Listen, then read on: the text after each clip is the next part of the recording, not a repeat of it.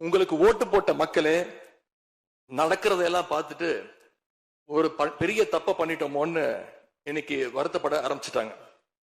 மக்களுடைய அந்த உணர்வை வெளிப்படுத்தும் விதமா இந்த ஓட்டெடுப்புல கலந்துக்காம திராவிட முன்னேற்ற கழக உடன்பிறப்புகள் நாங்க உறுப்பினர்கள் நாங்க வெளிநடப்பு செய்ய போறோம்.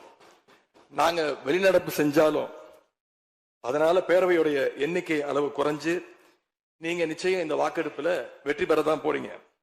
அப்படி வெற்றி பெற்ற பிறகாவது மக்களுடைய நம்பிக்கையை காப்பாற்றுற மாதிரி உங்களுடைய பணிகள் இருக்கணும், உழைங்க. எங்க தலைவர் திரு முத்துவேல் கருணாநிதி ஸ்டாலின் அவர்கள் கடந்த 5 வருஷமா ஒவ்வொரு குடும்பத்துக்கும் பார்த்து பார்த்து திட்டங்களை நிறைவேற்றி கொடுத்தார். அந்த திட்டங்களை எல்லாம் நீங்க தொடரணும். தயவு செஞ்சு அதுல அரசியல் செய்ய வேணாம். ஏன்னா இந்த மாசம் 15ஆம் தேதி கலைஞர் மகளிர் உரிமை தொகை 1,31,00,000 தாய்மார்கள் காத்துக்கிட்டு இருக்கிறாங்க. அந்த 1000 ரூபாய் வருமா அப்படின்னு காத்துக்கிட்டு இருக்கிறாங்க. அதே மாதிரி புதுமை பெண் திட்டம், தமிழ் புதுவன் திட்டங்கள்ல காலேஜ் போற ஸ்டூடெண்ட்ஸ் அவங்களுக்கு வர மாசம் வர கல்வி ஊக்கத்தொகை 7ஆம் தேதி கொடுத்துருக்கணும். இது வரைக்கும் வரல, அவங்களும் காத்துக்கிட்டு இருக்கிறாங்க.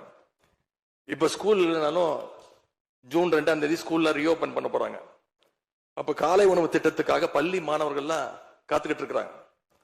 இப்படி பல்வேறு திட்டங்கள் இருக்கு. நான் முதல்வன் திட்டம், தாய் மாணவர், அன்பு கரங்கள்னு பல்வேறு திட்டங்களுடைய பயனாளிகள்லாம் ஆவலோடு காத்துக்கிட்டு இருக்காங்க. இந்த அரசு என்ன செய்ய போகுதுன்னு காத்துக்கிட்டு இருக்கிறாங்க. அதனால நான் உங்ககிட்ட கேட்டுக்கொள்றது, மாண்புமிகு முதலமைச்சர் அவர்கள் பதவியேற்றதும் தன்னுடைய முதல் உரையில அவகாசம் வேணும்னு கேட்டீங்க. நிச்சயம் அவகாசம் எடுத்துக்கோங்க.